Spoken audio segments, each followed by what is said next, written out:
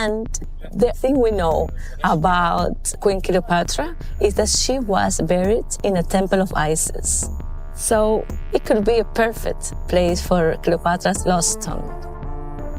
If there is 1% of a chance that the last queen of Egypt could be buried there, it's my duty to search for her. My God, it goes down more than 2 meters. The legend is as powerful as the queen herself.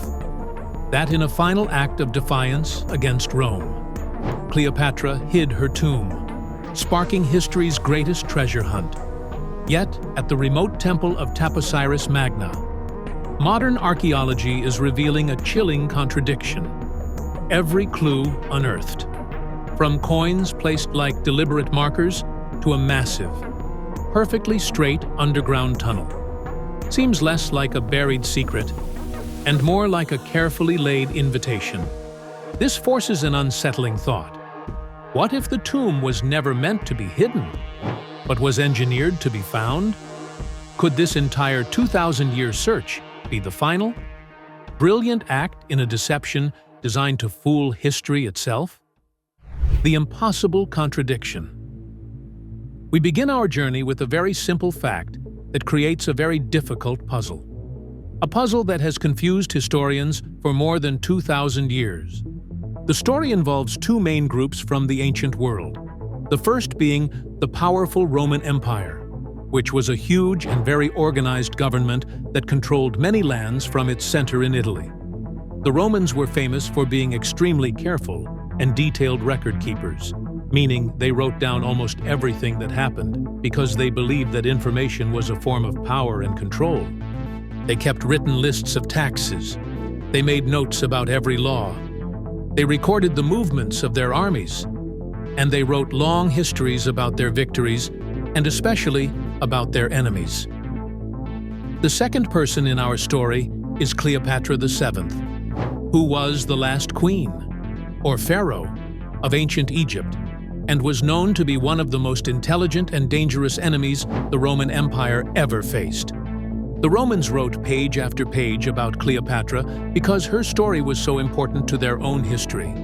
They described her political skills, her famous relationships with the Roman leaders Julius Caesar and Mark Antony, and the Great War that she eventually lost. Roman writers like the historian Plutarch even gave the world a very dramatic and detailed account of her death, explaining how she chose to end her own life rather than be captured and displayed as a trophy in Rome. They wrote about everything, leaving almost no detail out of their official records. But right here, at the very end of her story, we find the impossible contradiction. After describing her life and death with so much detail, the incredibly thorough Roman records suddenly go completely silent on one specific subject. There is not a single official Roman text, not one stone inscription, and not one government document that clearly states where the final resting place of Cleopatra was located. This complete silence is not normal for the Romans. It is a strange emptiness in their history, like a book with the final page carefully torn out. For centuries, people have asked the question, who hid her tomb so well? But considering the strange silence of the Romans, maybe we have been asking the wrong question all along. Perhaps the real question should be, what if this silence is the very first clue that we are all searching for a tomb that never truly existed in the way history has led us to believe? The perfect clue for many hundreds of years. The search for Cleopatra's lost tomb was stuck in a frustrating cycle of failure, because almost every explorer and every historian was looking in the exact same place. That place was the ancient city of Alexandria, which is located on the coast of Egypt. The reason everyone looked there was based on simple and direct logic. Because Alexandria was Cleopatra's capital city. It was the center of her power, and it was where she lived and ruled her kingdom from a grand palace. It seemed obvious to everyone that she would have built her final resting place somewhere within or very near to the city she loved. But despite centuries of digging, searching through old ruins, and even exploring parts of the ancient city that had sunk under the sea. Every single attempt ended with the same result, which was complete disappointment. This long history of failure created a dead end for the search, making the mystery of her tomb seem like a puzzle that was truly impossible to solve. Then, in modern times, a new person came along with a completely new idea. An idea so different and so logical that it changed the search forever. This person was an archaeologist, who is a scientist who studies ancient people by digging up their buildings and objects. Named Dr. Kathleen Martinez from the Dominican Republic. Dr. Martinez believed that everyone had been looking in the wrong place because they were thinking like modern people, not like an ancient Egyptian queen. She developed a theory that was not based on geography, but on religion and symbolism. Her theory was built around the powerful story of the ancient Egyptian gods, specifically the story of the goddess Isis and the god Osiris in the ancient Egyptian religion. Isis was one of the most important goddesses. She was the goddess of magic, motherhood, and healing. Osiris was her husband and the king of the gods, who was also the god of the afterlife, death, and resurrection, which means the ability to come back to life. The ancient story tells that Osiris was murdered by his jealous brother, but his dedicated wife Isis traveled all over Egypt to find the pieces of his body and used her powerful magic to bring him back to life. Because of this story, Cleopatra, who was a very smart ruler, did something very important to strengthen her power over the Egyptian people. She publicly declared that she was not just a queen, but that she was the living form of the goddess Isis on earth.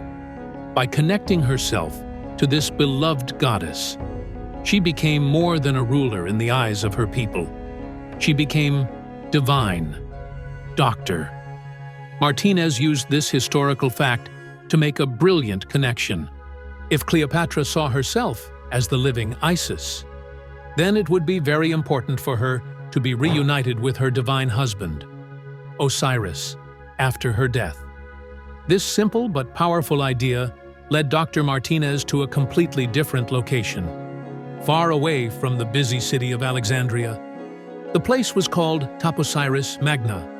The name of this ancient site is extremely important because when you translate it from the ancient language, Taposiris Magna means the Great Tomb of Osiris, according to Dr.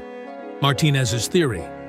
This temple, which was a major center for the worship of the god Osiris, was the single most logical and symbolically perfect place in all of Egypt for Cleopatra, the living Isis, to choose for her final resting place. The theory was so compelling and made so much sense that it convinced the Egyptian government to give her permission to start a new excavation. It felt like the perfect answer to the mystery, a clue so elegant and clear that it gave everyone hope. But looking back now, we must consider the mind of Cleopatra, a master strategist. Was this perfect religious logic really the secret to finding her tomb?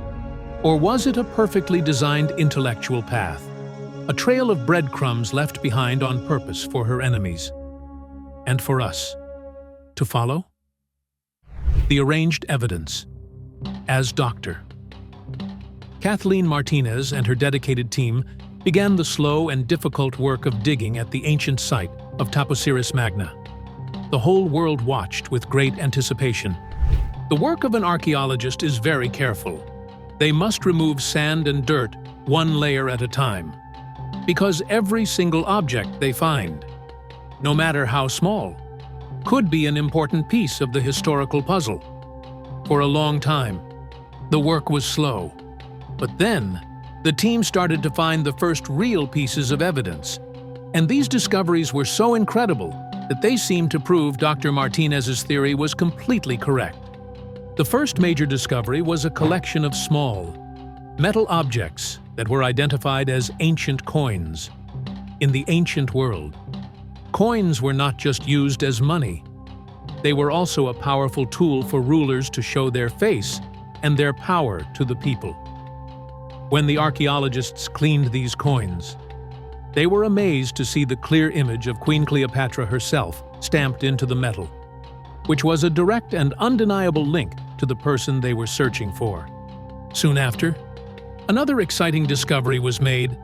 The team unearthed several large statues carved from stone. Although many of these statues were broken and some were missing their heads, which is very common for ancient artifacts, the scientists could still study the style of the carving, the type of stone that was used, and the design of the clothing on the statues.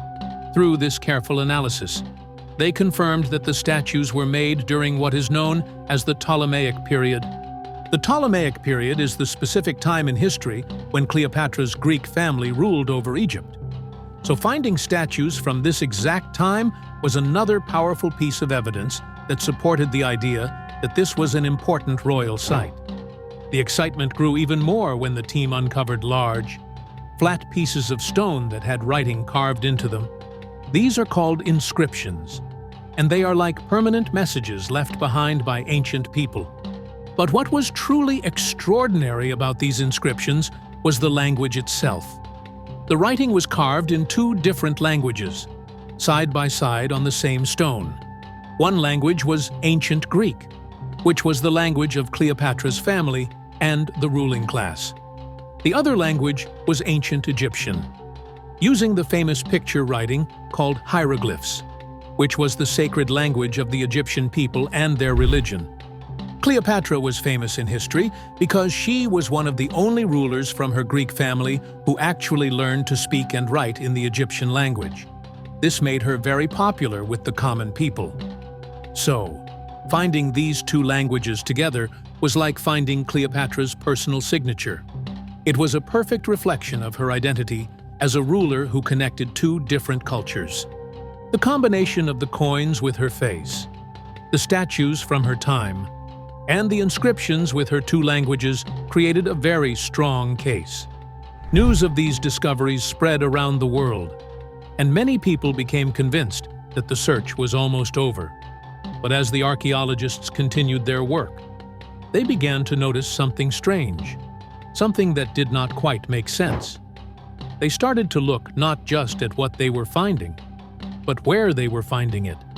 Normally, when archaeologists find a royal tomb, they expect to find the most important objects, like coins and statues, located together in one secure place, either inside the tomb or in special chambers very close to it, because these items were meant to be protected and to stay with the dead person forever.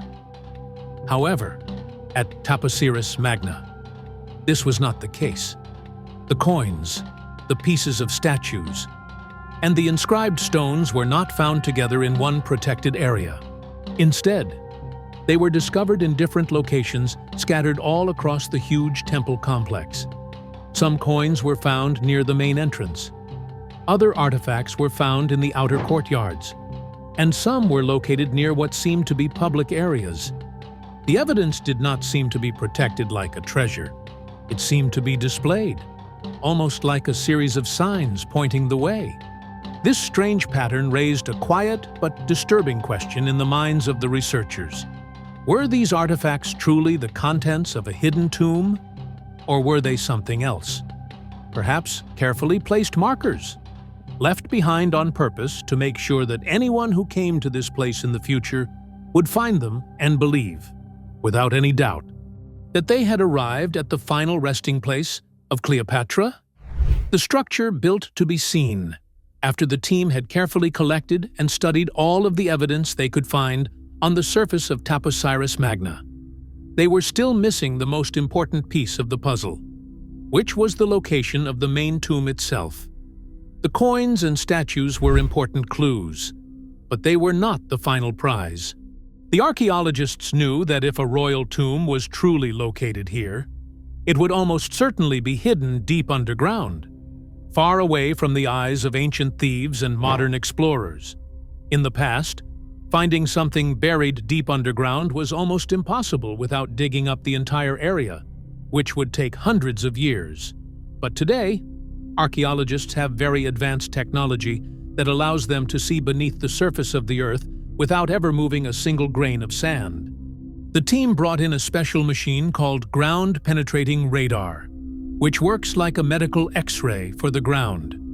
This machine sends special, invisible energy waves deep into the Earth, and when these waves hit a solid object, like a stone wall or an empty chamber, they bounce back to a receiver.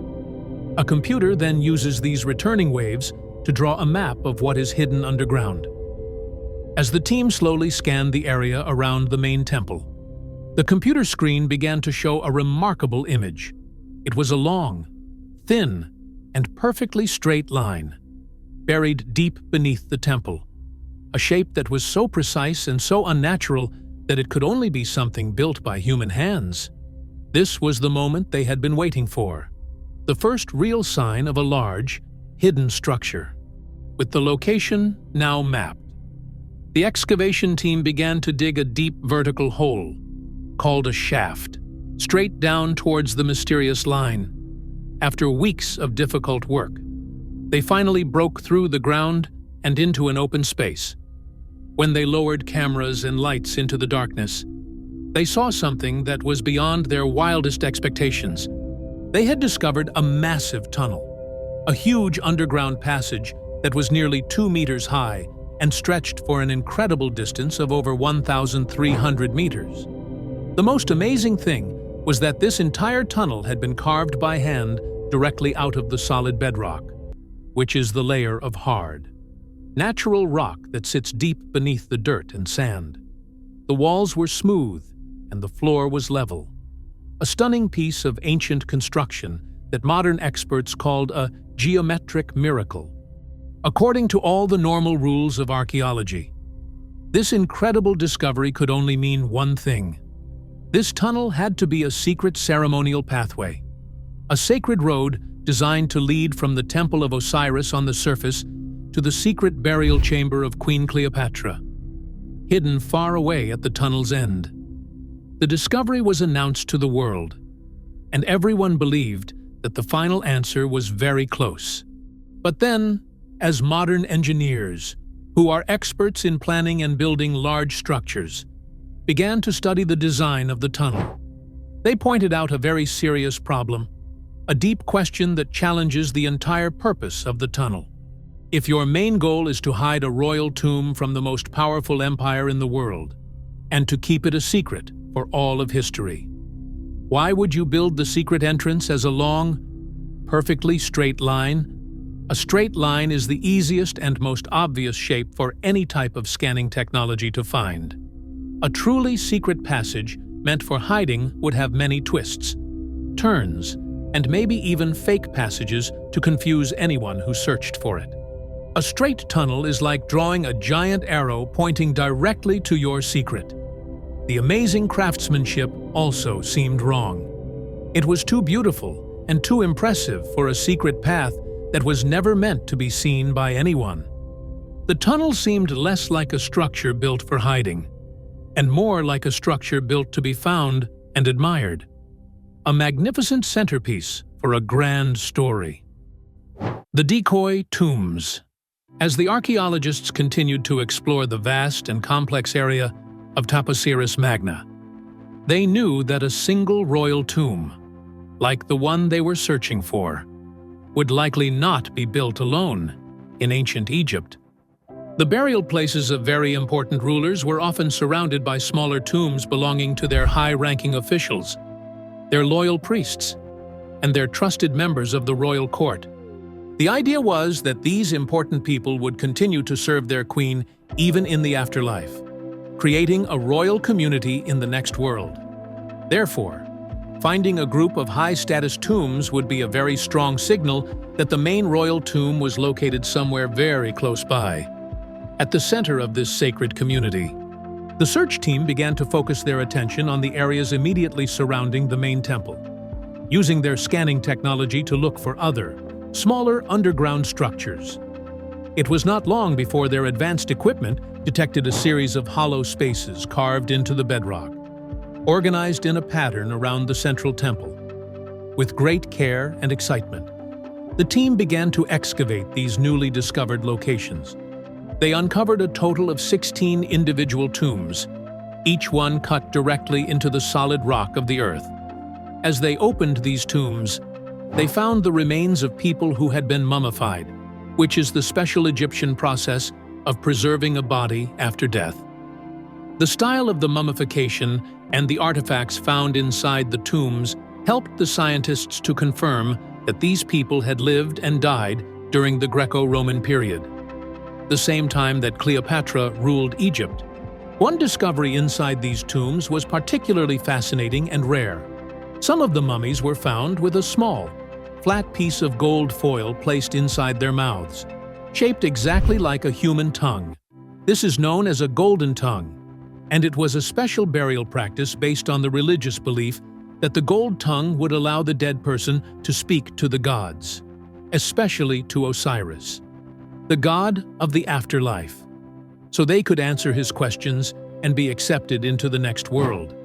Finding this rare and expensive ritual confirmed that the people buried in these tombs were not ordinary citizens. They were very wealthy and important individuals, the kind of elite people who would have been part of Cleopatra's inner circle. For the archaeology team, and for the world watching them, this discovery seemed to be the final confirmation they needed. They had found the surrounding tombs of the queen's court, which meant that her own grand tomb must be just a few steps away, hidden somewhere in the very center of this sacred cemetery. It felt like the last piece of the puzzle was about to fall into place.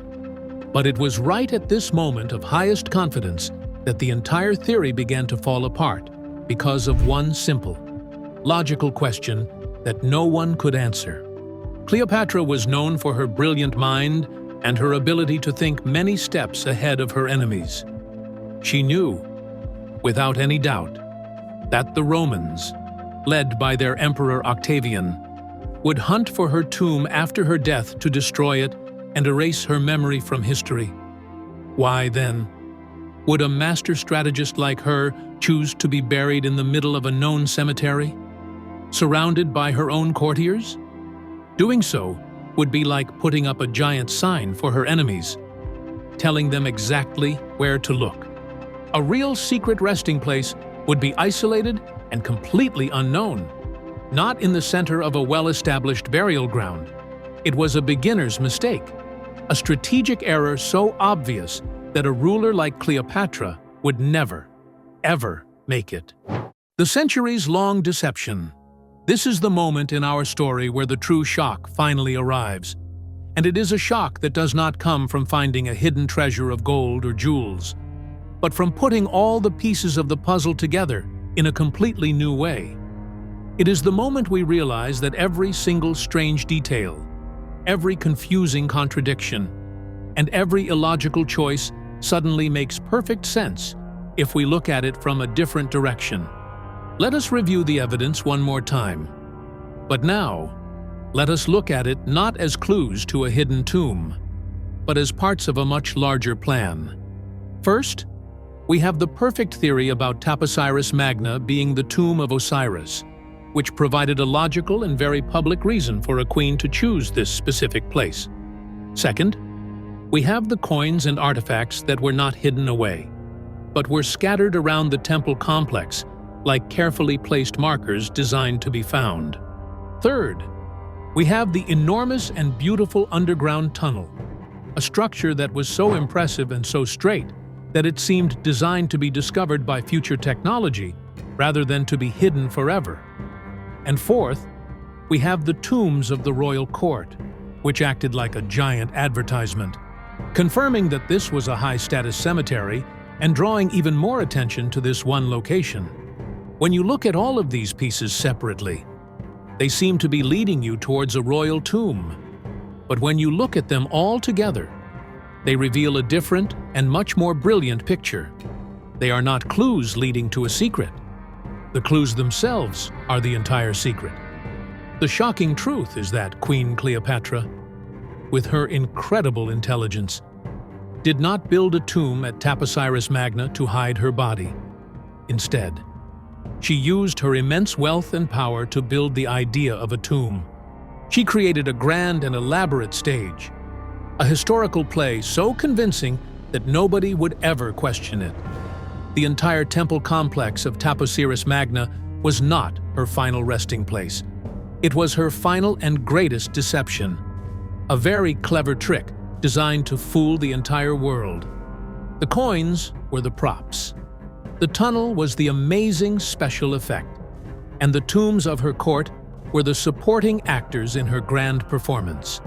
She invested a fortune to create a mystery so deep and so believable that it would capture the attention of her enemies, the Romans, and it would continue to capture the attention of historians and archaeologists for thousands of years. The entire site was not a place that was hiding a secret. The entire site was the secret itself, the most magnificent decoy ever constructed in human history.